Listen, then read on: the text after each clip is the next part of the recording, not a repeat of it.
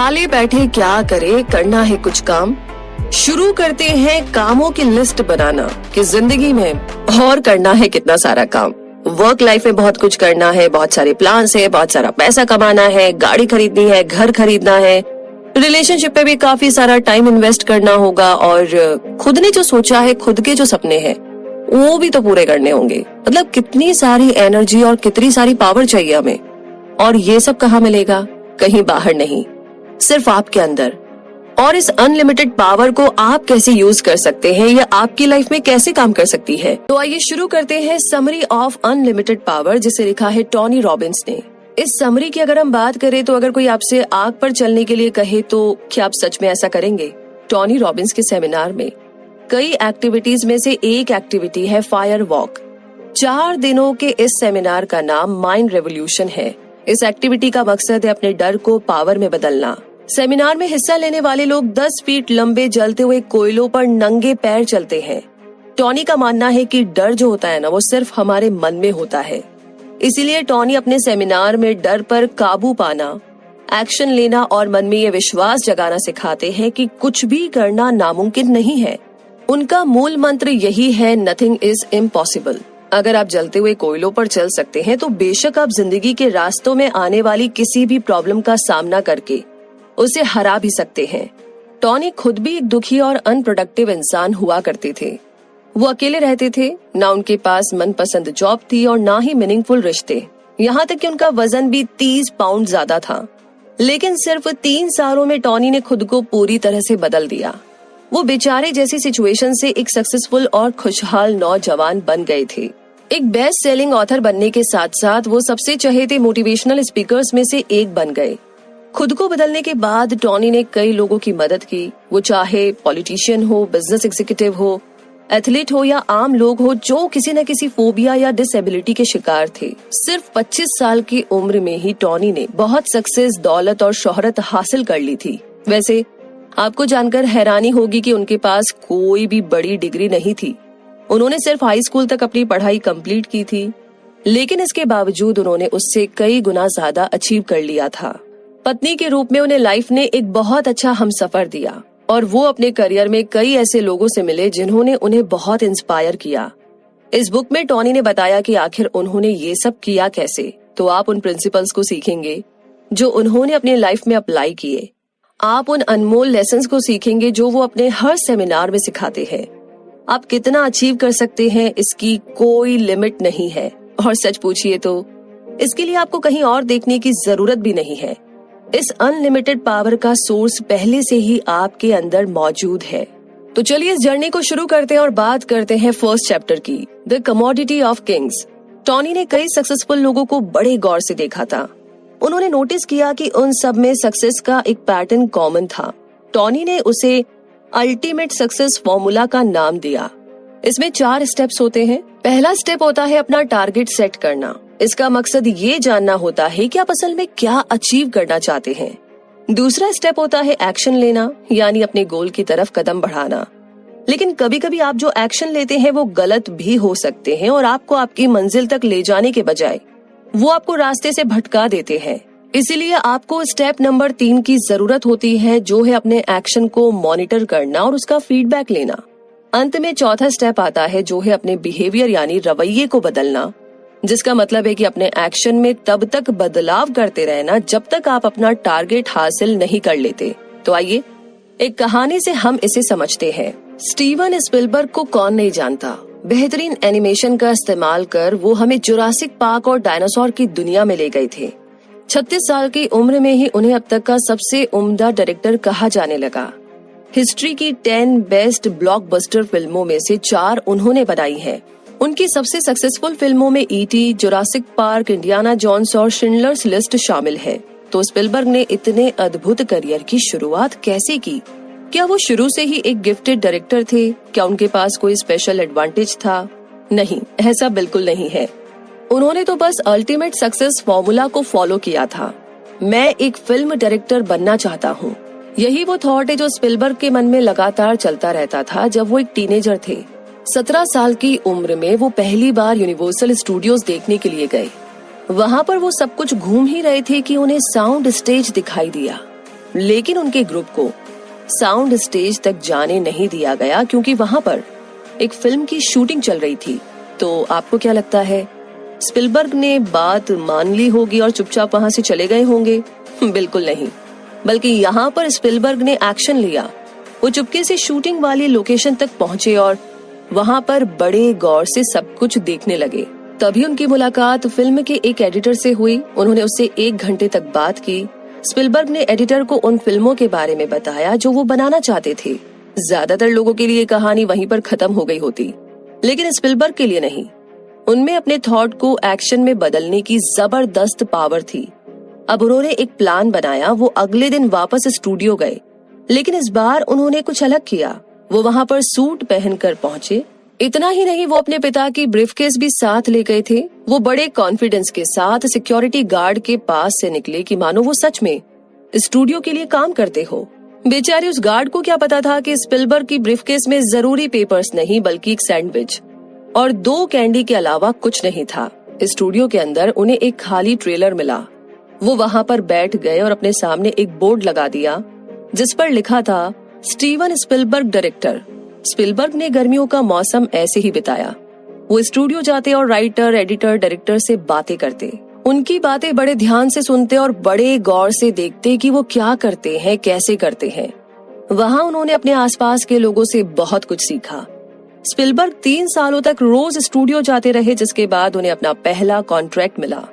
Spielberg ने एक simple सी film बनाई जिसे उन्होंने यूनिवर्सल स्टूडियोज के स्टाफ को दिखाया। वहां के लोगों ने उनके टैलेंट को तुरंत पहचान लिया और उन्हें 7 सालों का कॉन्ट्रैक्ट दे दिया। 20 साल की कम उम्र में स्पिलबर्ग अपने पहले टीवी शो के डायरेक्टर बने। तो आपने देखा कि स्पिलबर्ग ने कैसे अल्टीमेट सक्सेस फॉर्मूले को फॉलो किया। उन्होंने पहले डायरेक्टर बनने का गोल सेट किया और उसके बाद एक्शन लेने लगे। उन्होंने स्टूडियो के चक्कर लगाए थे और उन्होंने वहां के स्टाफ से भी बहुत कुछ सीखा। तो जब तक आप में अपने सपने को सच करने की धुन सवार नहीं होगी, तब तक वो सपना ही बना रहेगा, सच नहीं होगा। आप भी इस फॉर्मूले को अप्लाई कर सकते हैं। इससे कोई फर्क नहीं पड़ता कि आप कौन हैं और आपके पास क्या है।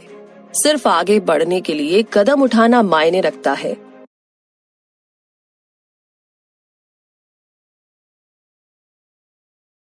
तो इस बहुत ही कमाल की कहानी से सबक लेते हुए आगे बात करते हैं, the difference that makes the difference. आइए इसे समझते हैं। ऐसा क्यों है कि कुछ लोगों के पास दुनिया की हर चीज होने के बावजूद भी वो खुश नहीं है? ऐसे कई लोग हैं जिनके पास बहुत दौलत और शोहरत है, करीबी दोस्तों का साथ है, सक्सेसफुल करियर है, परफेक्ट पार्टनर है, लेकिन अंत में वो भी निराश और दुखी रहते हैं। ऐसा क्यों? तो वहीं पर दूसरी ओर कई लोग ऐसे भी हैं जो फिजिकली डिसेबल्ड हैं, गरीबी की मार झेल रहे हैं, उन्हें सोसाइटी नीची नजरों से देखती है, लेकिन फिर भी वो हर चैलेंज से एक विनर बनकर के उभरे हैं और एक खुशहाल जिंदगी जी रहे हैं। इस फर्क की वजह क्या है और आप इनमें से क्या बनना पसंद करेंगे? तो इसका जवाब है कि ये किसी सिचुएशन या चैलेंज के बारे में नहीं है, बल्कि हम उसे किस नजरिए से देखते हैं वो इस फर्क का कारण बनता है। अगर आपके साथ कोई बुरी घटना घट जाती है तो आप खुद से क्या कहेंगे? क्या आप नेगेटिव पहलुओं के बारे में सोचते रहेंगे और कोई गलत कदम उठाएंगे, या आप उस बुरी घटना में भी कोई पॉजिटिव चीज ढूंढकर सिचुएशन को बेहतर करने की कोशिश करेंगे? तो आइए इस कहानी से हम इसे समझते हैं। 2 आदमी थे। पहले का नाम था जॉन बेलुशी, जो 1970 यानी कि 1970 के समय के जाने माने कॉमेडियन थे। अपने समय में उन्होंने कई यादगार शो और परफॉर्मेंस दी। उस समय उनकी गिनती बेस्ट एंटरटेनर्स में की जाती थी। 22 साल की उम्र में जॉन शिकागो के सबसे ज्यादा पसंद किए जाने वाले कॉमेडी ग्रुप सेकंड सिटी में सबसे कम उम्र के मेंबर बने। समय के साथ जॉन उस शो के स्टार बन गए। उनका सफर थिएटर से शुरू हुआ और ये रास्ता उन्हें टीवी और फिल्मों की दुनिया तक ले गया। वो धीरे धीरे करके फेमस होते जा रहे थे और लोग उनकी उम्दा परफॉर्मेंस के कायल होने लगे। बेलुशी की कई लोगों से दोस्ती हुई। उन्होंने न्यूयॉर्क में कुछ प्रॉपर्टी खरीदी और उनकी एक बेहद खूबसूरत लड़की से शादी हुई। बेलुशी अपने सपनों को हकीकत में जी रहे थे। उनकी जिंदगी में किसी भी चीज की कोई कमी नहीं थी और लोग तो उनके दीवाने थे ही, लेकिन सब कुछ होते हुए भी वो अंदर से खुश नहीं थे। वो अंदर ही अंदर घुट रहे थे। धीरे धीरे उन्हें ड्रग्स की लत लग गई। बाहर से देखने से लगता था कि उनके पास सब कुछ था, लेकिन अंदर से वो बिल्कुल अकेले और खोए हुए महसूस करते थे। इस खालीपन को उन्होंने ड्रग्स से भरने की कोशिश की और इसी ड्रग्स के ओवरडोज ने 33 साल की उम्र में उनकी जान ले ली। अब आइए हम उस दूसरे आदमी डब्ल्यू मिशेल की कहानी पर एक नजर डालते हैं। एक रात मिशेल 65 मील की स्पीड से हाईवे पर मोटरसाइकिल चला रहे थे। वहां पर बहुत अंधेरा था। अचानक किसी चीज की वजह से उनका ध्यान भटका और मिशेल की नजर सड़क के किनारे पड़ी। जब उन्होंने दोबारा सामने की ओर देखा तो उन्हें रिएक्ट करने तक का टाइम नहीं मिला। उनके ठीक सामने एक बड़ी सी ट्रक अचानक आकर रुकी, लेकिन मिशेल तब भी 65 की स्पीड पर ही थे। उन्होंने ब्रेक्स को दबाकर मोटरसाइकिल रोकने की कोशिश की और वक्त जैसे उनके लिए थम गया था। सब कुछ मानो स्लो मोशन में हो रहा था। मिशेल किसी भी तरह बाइक को रोकना चाहते थे, लेकिन जब तक ये हुआ तब तक वो ट्रक के नीचे आ गए थे। उनके मोटरसाइकिल का गैस कैप निकल गया था, जिस वजह से सारा तेल बाहर निकलने लगा और वो आग की लपटों में घिर गए। इस भयानक हादसे के कारण मिशेल बेहोश हो गए थे। जब उन्हें होश आया तो वो हॉस्पिटल में थे। उनकी पूरी बॉडी में इतना दर्द था कि वो हिल भी नहीं सकते थे। वो बुरी तरीके से झुलस गए थे। उन्हें 3rd डिग्री बर्न हुआ था। यहाँ तक कि उनके चेहरे के शेप पर भी इसका बहुत बुरा असर हुआ था। लेकिन मिशेल ना निराश हुए और ना ही उन्होंने हिम्मत हारी। ठीक होने के बाद वो वापस अपने बिजनेस में लग गए, लेकिन दुर्भाग्य से वो एक और हादसे का शिकार हुए। एक दिन वो जिस प्लेन में सफर कर रहे थे वो क्रैश हो गया। इस बार मिशेल को कमर से नीचे वाले हिस्से में लकवा मार गया था, जिसका मतलब था कि उन्हें जीवन भर व्हील चेयर पर ही रहना पड़ेगा। तो कोई भी इंसान इतने दर्दनाक हादसों के बाद टूट सकता था और मिशेल का भी अंत बेलूशी जैसा हो सकता था। वो पूरा दिन व्हील चेयर पर बैठे बैठे बियर पीकर टीवी देख सकते थे और खुद को दुनिया से अलग कर सकते थे, लेकिन उन्होंने ऐसा कुछ नहीं किया। दुखी होने के बजाय मिशेल ने दोबारा जिंदगी जीने का जज्बा दिखाया। उन्होंने अपने बिजनेस को कंटिन्यू किया और मिलियनियर बन गए। उनकी कई इन्फ्लुएंशियल लोगों से मुलाकात हुई। उन्होंने कोलोराडो में खुशहाल शादी और भरपूर जीवन जिया। तो इस तरीके से टॉनी इस समरी में न्यूरो लिंग्विस्टिक प्रोग्रामिंग या NLP के बारे में भी सिखाते हैं। सिंपल शब्दों में अगर कहे तो इसका मतलब होता है अपने माइंड को सही थॉट से भरने के लिए प्रोग्राम करना, ताकि आप सही एक्शन या डिसीजन ले सके। ये पॉजिटिव बिहेवियर बनाए रखने के लिए खुद से कम्युनिकेट करने के बारे में है। तो इसे समझने के बाद अब आगे बढ़ते हैं और बात करते हैं द पावर ऑफ स्टेट। कई बार कुछ ऐसे दिन होते हैं जब आप बड़ा चिड़चिड़ा महसूस करते हैं। आपको लगता है कि जिंदगी में सब कुछ गलत हो रहा है। आप बस अपने आप से ये कह देते हैं कि वो आपका अनलकी दिन है। तो वहीं दूसरी ओर कई ऐसे भी दिन होते हैं जब आप बहुत पॉजिटिव फील करते हैं। आपका काम, फैमिली, रिश्ते, सब कुछ बहुत अच्छा चल रहा होता है। लेकिन ऐसा क्यों होता है? आप तो बिल्कुल वही सेम इंसान हैं। फिर भी कुछ दिन ऐसे क्यों होते हैं जब आप फेल हो जाते हैं और कई दिन आप हर काम में जीत जाते हैं। कभी कभी लगता है कि लाइफ हमारे कंट्रोल में है और कभी ऐसा लगने लगता है कि जिंदगी बस यूं ही गुजरती जा रही है। तो इस फर्क का कारण है कि आप किस स्टेट में हैं। हमारे माइंड के 2 स्टेट हो सकते हैं। एक होता है अनेबलिंग स्टेट, जो हमें शक्ति देता है, केपेबल बनाता है। ये तब होता है जब आपका मन खुशी, प्यार, कॉन्फिडेंस, ताकत और विश्वास से भरा होता है। दूसरा होता है पैरालाइजिंग स्टेट। ये तब होता है जब आपका मन डर, उदासी, डाउट, निराशा और चिंताओं से भरा होता है। तो इस पैरालाइजिंग स्टेट से बाहर निकलने और अनेबलिंग स्टेट में बने रहने की पावर आप में मौजूद है। आपके पास अपने ब्रेन को कंट्रोल करने की पावर है। आप अपनी मर्जी से इस अनेबलिंग स्टेट को क्रिएट कर सकते हैं और इसमें आपको चुटकी बजाने जितना टाइम भी नहीं लगेगा। तो आइए इस अद्भुत क्वालिटी के बारे में इस कहानी से सीखते हैं। कार्ल वॉलेंडा एक एक्सपर्ट एक्रोबेट थे। सालों तक कार्ल ने हवा में ऐसे स्टंट्स दिखाए जिन्हें देखकर कोई भी अवाक रह जाएगा। उन्होंने कई सारे खतरनाक स्टंट्स परफॉर्म करके ऑडियंस का दिल जीत लिया था। उनके मन में कभी ख्याल तक नहीं आया कि अगर वो गिर गए तो क्या होगा। उनमें कॉन्फिडेंस और कला दोनों ही कूट कूट कर भरे हुए थे। लेकिन फिर एक दिन कुछ हुआ। उन्होंने खुद को गिरते हुए देखा। ये इमेज सिर्फ उनके दिमाग में थी, लेकिन कार्ल उसे अपने दिमाग से बाहर नहीं निकाल पा रहे थे। उन्हें बार बार याद आता कि वो कितनी तेजी से नीचे गिरते जा रहे थे और अब ये सीन जैसे एक साई की तरह उनका पीछा करने लगा। और ये खासकर तब होता जब वो हवा में स्टंट करने की कोशिश करते थे। इसी तरह महीनों बीत गए और एक दिन कार्ल सच में नीचे गिर पड़े। ये पहली और आखिरी बार था जब वो गिरे थे। क्या लगता है आपको, ऐसा क्यों हुआ? सिर्फ एक इमेजिनेशन हकीकत में कैसे बदल गई? इसका जवाब ये है कि जब आपको कोई थॉट आता है तो वो आपके माइंड को सिग्नल भेजता है। उस थॉट ने उनके माइंड के स्टेट को बदल दिया था, जिस वजह से उनका बिहेवियर बदल गया था।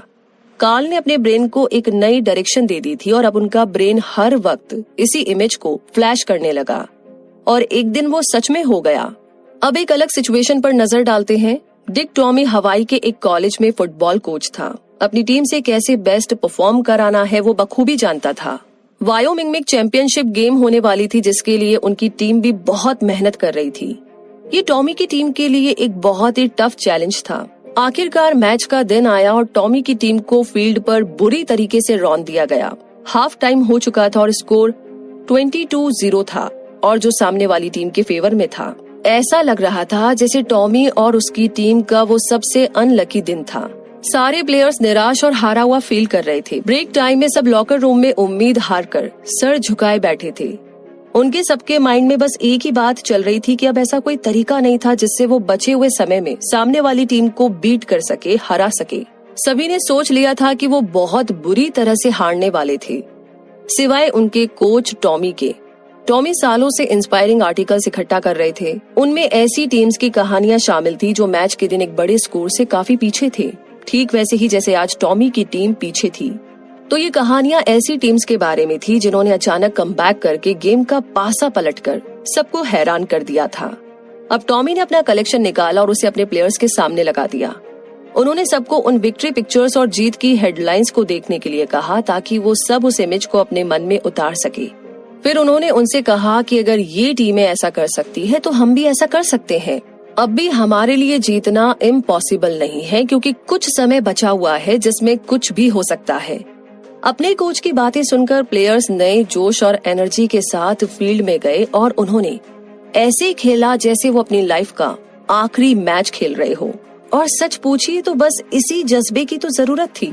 फर्स्ट हाफ में 0 के स्कोर से वो सेकेंड हाफ में 27 के स्कोर तक पहुंच गए थे। उनकी टीम ने 27-22 के एक्स्ट्रा ऑर्डिनरी स्कोर से मैच को जीत लिया था। बस ऐसे ही आप भी किसी भी सिचुएशन को पूरी तरीके से बदल सकते हैं।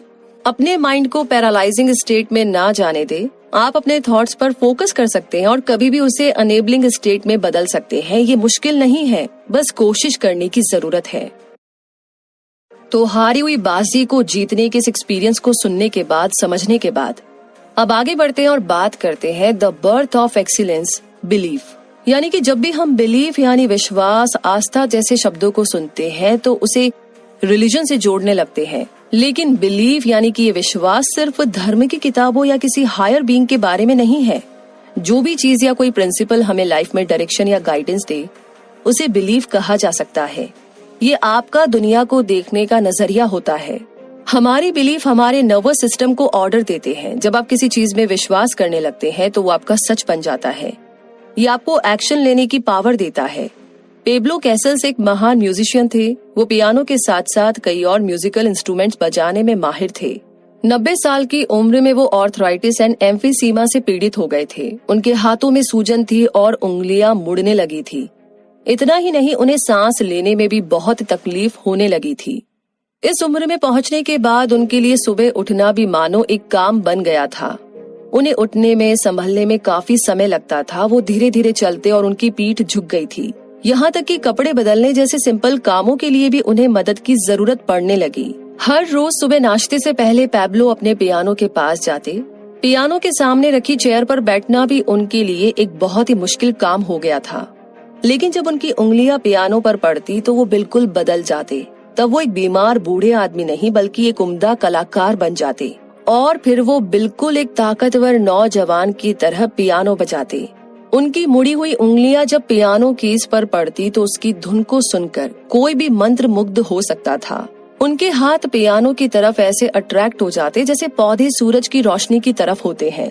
जब वो पियानो बजाते तो उनकी पीठ कम झुकी हुई होती और उन्हें सांस लेने में ज्यादा तकलीफ नहीं होती थी। म्यूजिक में जो उनका गहरा विश्वास था उसने उन्हें बीमारी से उभार लिया था।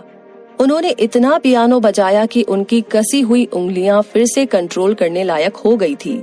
जब वो कोई म्यूजिक पीस पूरा करके उठते तो बिल्कुल एक अलग इंसान बन जाते। वो ज्यादा सीधे खड़े होते, उनके चलने की स्पीड कुछ बढ़ जाती। वो डाइनिंग टेबल तक चलकर जाते और खुशी खुशी नाश्ता करते। इसके बाद वो ताजी हवा का आनंद लेने के लिए बाहर चले जाते। तो इस चमत्कार का, इस मैजिक का राज क्या था? इसका कारण था प्लेसिबो इफेक्ट। तो प्लेसिबो इफेक्ट क्या होता है, आइए जानते हैं। ये मेडिकल साइंस का एक कॉन्सेप्ट है जिसमें पेशेंट को एक ऐसी गोली दी जाती है जो अंदर से खाली होती है, यानी उसमें ना कोई दवा होती है और ना ही कोई हीलिंग प्रॉपर्टी। इस कॉन्सेप्ट को टेस्ट करने के लिए एक एक्सपेरिमेंट किया गया।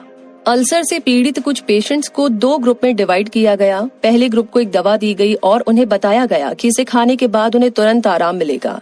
दूसरे ग्रुप को भी गोली दी गई और उन्हें बताया गया कि उस दवा पर अभी भी एक्सपेरिमेंट चल रहा था और वो डेवलपमेंट की स्टेज में था। दोनों ग्रुप्स ने इंस्ट्रक्शन के अनुसार दवा खा ली। पहले ग्रुप के 70% पेशेंट्स ने कहा कि दवा ने अपना असर दिखाया था, उसे खाने के बाद उन्हें तुरंत आराम महसूस हो रहा था। दूसरे ग्रुप के सिर्फ 20% पेशेंट्स को ऐसा ही महसूस हुआ। लेकिन ऐसा क्यों हुआ? असल में दोनों ही ग्रुप को एक ही दवा दी गई थी और उसमें कोई भी हीलिंग प्रॉपर्टी नहीं थी। वो गोली अंदर से खाली थी। लेकिन रिसर्च करने वालों ने मरीजों को, पेशेंट्स को ये विश्वास दिलाया था कि एक दवा तो बहुत इफेक्टिव और असरदार है, जबकि दूसरे को अभी भी टेस्ट किया जा रहा है। इसका जो रिजल्ट सामने आया उसने सबको चौंका दिया था। कई डॉक्टर्स ने ये साबित कर दिया है कि ये सिर्फ दवा लेने के बारे में नहीं है। जब कोई पेशेंट सच में ये विश्वास करता है कि वो ठीक हो सकता है तो उसकी बॉडी माइंड के सिग्नल को पढ़ सकती है और वो सच में ठीक होने लगते हैं।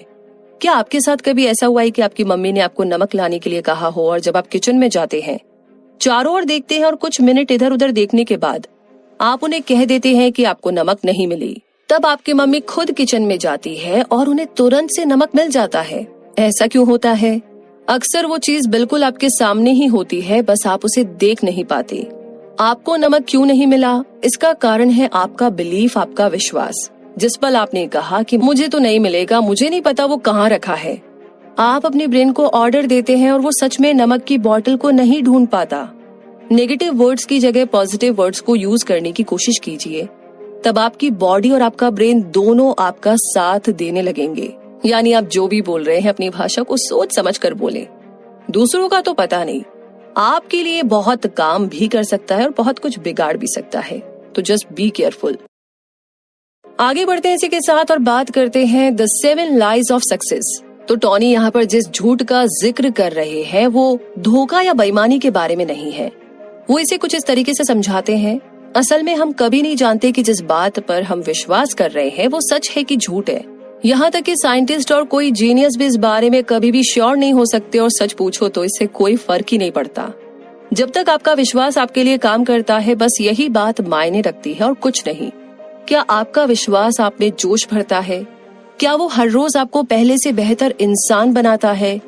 क्या वो आपके लाइफ में रंग और उमंग भरता है और दूसरों की लाइफ को बेहतर करने में मदद करता है?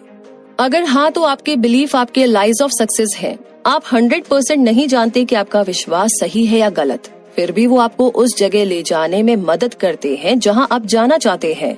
टॉनी ने ऐसे 7 यानी कि 7 बिलीफ्स की लिस्ट बनाई है। आप इस लिस्ट में अपने उस विश्वास को ऐड कर सकते हैं जो आपको अच्छा महसूस कराते हैं। तो आइए उन 7 बिलीफ्स में से, उन 7 विश्वासों में से कुछ के बारे में हम जानते हैं। तो पहला बिलीफ है everything happens for a reason, यानी कि हर चीज के होने के पीछे कोई ना कोई कारण होता है। यही सोच सक्सेसफुल लोगों को ऑर्डिनरी लोगों से बिल्कुल अलग बना देती है। सक्सेसफुल लोग हर सिचुएशन में पॉजिटिव चीजों को ही देखते हैं, यहाँ तक कि जब दूसरों को लगता है कि इस सिचुएशन से निकलने का कोई भी रास्ता नहीं बचा है, तब भी सक्सेसफुल लोग छोटी से छोटी पॉसिबिलिटी को, संभावना को ढूंढने की कोशिश करते हैं। वो फेलियर को एक लेसन और सक्सेसफुल होने के लिए एक अपॉर्चुनिटी के रूप में देखते हैं। अब मैरिलन हैमिल्टन की कहानी को ही ले लीजिए। वो कैलिफोर्निया में एक सक्सेसफुल बिजनेस की मालिक थी। जब वो छोटी थी तब उन्होंने पढ़ने की प्रैक्टिस की और एक ब्यूटी क्वीन भी बनी। एक दिन उन्हें एक भयानक एक्सीडेंट का सामना करना पड़ा। मैरिलन माउंटेन क्लाइंबिंग के लिए गई थी और वहाँ पर चट्टान से गिर पड़ी। उसी दिन से वो कमर से नीचे तक पैरालाइज्ड हो गई। मैरिलन नेगेटिव सोच अपना करके उन चीजों की शिकायत कर सकती थी जो उनके लिए करना अब पॉसिबल नहीं था, लेकिन इसके बजाय उन्होंने उन चीजों पर फोकस किया जो वो कर सकती थी। मैरिलन जिस व्हील चेयर को इस्तेमाल कर रही थी उससे परेशान हो गई थी। उन्होंने सोचा कि क्यों ना एक बेहतर व्हील चेयर बनाई जाए। फिर उन्हें ख्याल आया कि बिल्कुल उनकी तरह कई लोग होंगे जो किसी न किसी डिसेबिलिटी का शिकार होंगे, तो क्यों ना उनके लिए व्हील चेयर बनाकर उनकी जिंदगी को कुछ आसान बना दिया जाए। इसीलिए मैरिलिन ने उन दोस्तों को कांटेक्ट किया जो उनके साथ उस दिन माउंटेन क्लाइंबिंग के लिए गए थे। उन सब ने मिलकर के मैरिलिन के लिए एक नया व्हील चेयर डिजाइन किया। इसके बाद उन सब ने मोशन डिजाइन्स नाम की कंपनी बनाई और कुछ ही सालों में उनका छोटा सा बिजनेस बढ़ते बढ़ते $1 मिलियन कंपनी बन गया। वैसे एक बात हमेशा याद रखिएगा कि छोटी सोच आपको कभी भी बड़ा बनने नहीं देती।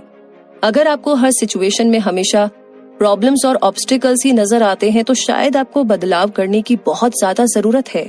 अपना नजरिया बदल कर तो देखिए, ये आपकी जिंदगी को इस तरह बदल देगा कि आप हैरान हो जाएंगे।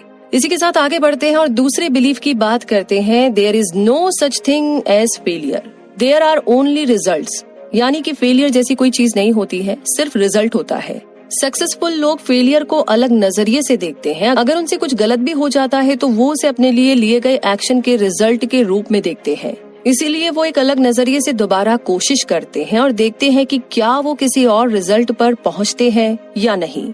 सक्सेसफुल लोग तब तक कोशिश करते रहते हैं जब तक उन्हें वो नहीं मिल जाता जिसे वो पाना चाहते हैं। आइए इस कहानी से समझते हैं।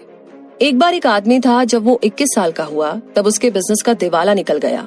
22 साल की उम्र में उसने लॉ के फील्ड में किस्मत आजमाई, लेकिन वहाँ पर वो हार गया।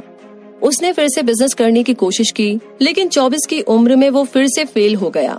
26 की उम्र में उसने उस लड़की को खो दिया जिसे वो बहुत प्यार करता था। 27 में उसका नर्वस ब्रेकडाउन हुआ। फिर वो कांग्रेस की तरफ से इलेक्शन में खड़ा हुआ और 34 की उम्र में एक बार फिर से फेल हुआ। वो एक बार फिर से 45 की उम्र में सीनेटर की पोजीशन के लिए और 47 की उम्र में वाइस प्रेसिडेंट की पोस्ट के लिए खड़ा हुआ, लेकिन फिर हार गया। फाइनली 52 की उम्र में जाकर उसे सक्सेस मिली जब उसे अमेरिका के प्रेसिडेंट के रूप में चुना गया था। वैसे हम जिनकी बात कर रहे हैं वो कोई और नहीं बल्कि ग्रेट अब्राहम लिंकन है। वो जिंदगी में कई बार हारे, लेकिन उन्होंने कभी भी हार नहीं मानी। उन्होंने नेगेटिव थॉट्स और इमोशन को खुद पर हावी नहीं होने दिया। अब्राहम लिंकन इन सबसे ऊपर उठकर के एक ऐसी शख्सियत बने जिन्हें आज भी अमेरिका के सबसे अच्छे प्रेसिडेंट के रूप में याद किया जाता है। तीसरा बिलीफ है कि बिना लॉन्ग टर्म कमिटमेंट किए लॉन्ग टर्म सक्सेस नहीं मिल सकती। अगर आप बिजनेस, स्पोर्ट्स या पॉलिटिक्स के फील्ड में सक्सेसफुल लोगों को स्टडी करेंगे तो आपको समझ में आएगा कि असल में वो अपने फील्ड में सबसे स्मार्ट, इंटेलिजेंट या स्ट्रांग नहीं है, लेकिन यकीनन ये वो लोग हैं जिनमें अपने काम के लिए अटूट कमिटमेंट है। जैसे कि लैरी बर्ड एक प्रोफेशनल बास्केटबॉल प्लेयर है। वो NBA की हिस्ट्री में one of the best player माने जाते हैं। आपको जानकर आश्चर्य होगा कि बास्केटबॉल जैसे चुस्ती फुर्ती वाले गेम के हिसाब से लैरी बहुत ही स्लो चलते हैं और वो ज्यादा ऊंचा जंप भी नहीं कर सकते, लेकिन फिर भी वो एक बहुत ही कीमती खिलाड़ी बन गए। इसका कारण है उनका जबरदस्त कमिटमेंट। वो सभी लोगों से कई गुना ज्यादा प्रैक्टिस करते हैं। उनका पक्का इरादा और उनका जोश उन्हें दूसरों से अलग बनाता है। इस वजह से लैरी अपने स्किल्स को इम्प्रूव करते चले गए। यूं तो इस गेम में कई लंबे और फुर्तीले प्लेयर्स भी मौजूद है, लेकिन वो लैरी की हाई परफॉर्मेंस को बीट नहीं कर सकते। तो इसी के साथ पहुंच गए हैं अब हम इस समरी के कंक्लूजन तक। तो आपने टोनी रॉबिन्स के बारे में जाना, आपने अल्टीमेट सक्सेस फॉर्मूला और न्यूरो लिंग्विस्टिक प्रोग्रामिंग के बारे में समझा। आपने जाना कि हमारे मन के 2 स्टेट होते हैं, अनेबलिंग स्टेट और पैरालाइजिंग स्टेट, और आप में ये पावर है कि इसे कैसे हमेशा अनेबलिंग स्टेट में बनाए रखना है। आपने हमारे बिलीफ यानी विश्वास की पावर के बारे में समझा और हमें 7 लाइज ऑफ सक्सेस के कुछ हिस्सों के बारे में पता चला। आपके अंदर पोटेंशियल कूट कूट के भरा हुआ है जिसे आपने अब तक इस्तेमाल नहीं किया है। इस समरी में आपने जो लेसन सीखे हैं वो आपको आपकी अनलिमिटेड पावर को ढूंढने में मदद करेंगे। टोनी और उनके फॉलोअर्स ने ऐसा करके